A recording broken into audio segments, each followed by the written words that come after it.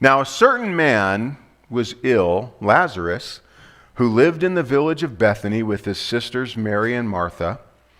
And it was Mary who anointed the Lord with ointment and wiped his feet with her hair, whose brother Lazarus was ill. So the sisters sent to him Jesus, saying, Lord, he whom you love is ill. Bethany is a village and was a village about 2 miles due east of the city of Jerusalem.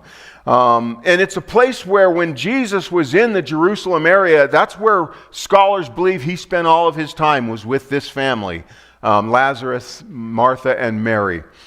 They were very, very close friends. John does something really interesting here, though. In describing the siblings, John says Mary, the Mary that wiped his feet in oil. Well, this won't happen in time for a few days yet. And so we don't read of this event until we get to chapter 12. And this is the Mary in chapter 12 that used her hair and her tears to anoint Jesus' feet with this expensive perfume.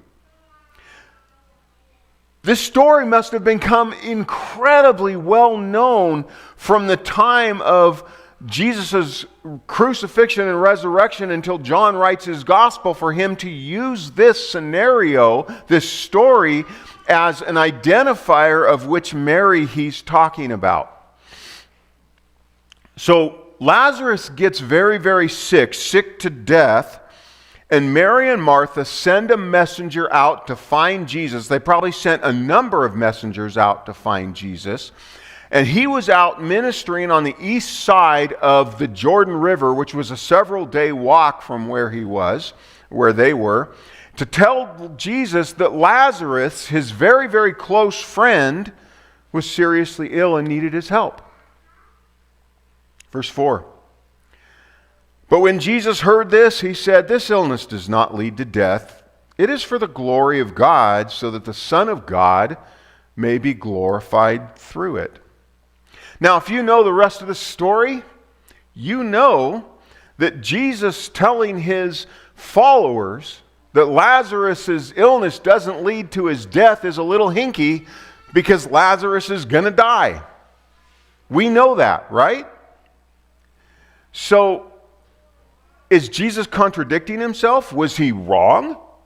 Did he not know? Was he guessing and he just got it all goofed up? By the time Jesus got there, Lazarus had been in the grave 4 days. So there must be something else to this story. If Paul Harvey was here, he'd say, this is the rest of the story.